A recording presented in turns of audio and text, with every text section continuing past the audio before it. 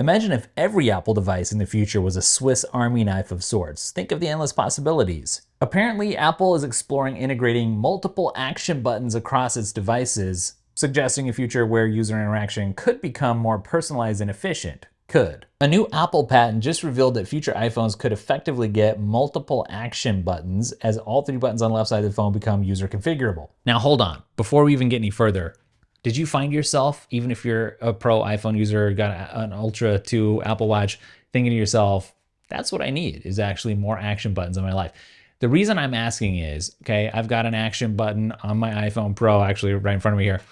And I've had the Apple Watch Ultra 2, one of the reasons I got it originally, the original one, was for that action button. And in both cases, I almost never ended up using them. Like, I don't use the action button that much right now. And on the Apple Watch, I really hardly ever use it. Now, I know I'm not everybody. I know a lot of people, every time I talk about it, are like, oh yeah, I use the action button all the time. I use it for the flashlight. It's great for whatever customization I've made. What would this mean though, to get action buttons on an iPad or on Macs? Would it be a leap in how Apple users interact with their devices? Would it offer more shortcuts for frequently used features? I think a lot of people would be really excited. They want an ultra version of whatever Apple device they're using. As far as they're concerned, lights, camera, action. Why? Because they're interested in streamlining things. That's basically what the action button lets you do right now on the devices that it's on. It lets you take common actions without having to dig through the settings or through different apps or screens. It's just really on demand.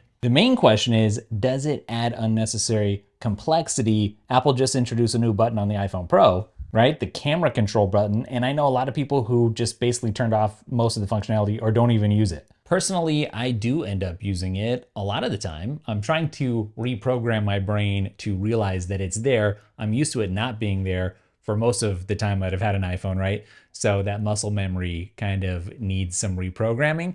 That said, a world where your device intuitively responds to your touch, kind of magically, that's great. So this particular patent was actually spotted by Patently Apple, which is usually the case. But here's the thing, Apple might turn every button into an action button, not just for convenience, but more like a philosophy of user-centric design. Reading from Patently Apple, it says, yesterday, the US Patent Office published a patent application relating to the action button, though expanding this feature to all three left side buttons in the future, giving iPhone owners the most customization features on a smartphone. In fact, action buttons, according to Apple, will extend to other Apple devices like Macs, desktops and notebooks, the iPad, and more. The name of the game when it comes to technology, doesn't matter what it is, hardware, software, whatever, is revolutionizing the experience or what we think of when it comes to interacting with technology. So certainly this has the potential to do that. Is there a line though, where it's like, okay, you can't just keep adding action buttons, right? And I'm sure that that's a gross overstatement of what the actual patent would represent or what Apple's thinking here.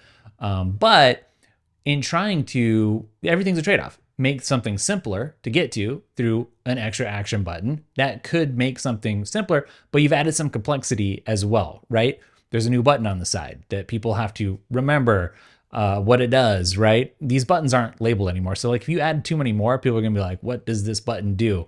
But it's more complex in the pursuit of the simple. Now, we're gonna talk about whether this could change the way you live with your Apple devices right after this. What's a product that people love, love, love? Well, my productivity course, which helps Apple users get more done in less time with less burnout. It's not my only course though. I've got a course on Apple's Freeform app, which will help you go way beyond the basics, as well as an AI bundle that'll help you take advantage of all the opportunities AI is about to unlock for all of us, which you can currently pre-order for a nice discount. But all of my courses are linked up for you down in the description, so check them out. So I think what actually is going on here, Apple's not just gonna stop with the action button, so to speak.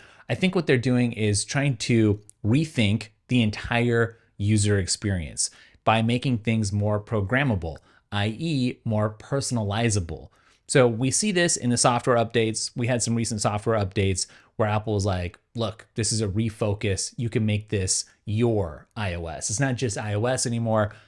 Do what you want with it to an extent, right? You can change default apps. You can customize the home screen to a bigger extent, not just the aesthetics, how things look. You can reskin all the colors and stuff, but also where the icons are placed, which all these things Android has had for a long time. I get it. We're not going to start that up. The original vision of the action button when it debuted was to make things more intuitive.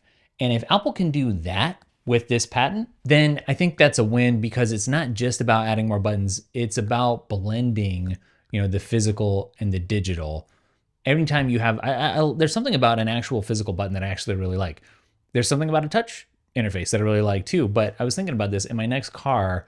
I actually, like for some of my appliances in the house, I would trade some of those touch interfaces that aren't, like an appliance maker. It's not Apple. They're not doing a good job integrating that. I would trade some of that for like a real physical button that just works all the time. And sometimes in the car, the Tesla interface, maybe that's one thing. But when even luxury car makers try to build a touch interface, it doesn't always go well, right? So there's something about a real physical button that can still be very useful, even in a digital space. Going back to this new camera control button, I think we can get some insight there. My main question is, what if Apple's next step here is less about adding features and more about simplifying interactions?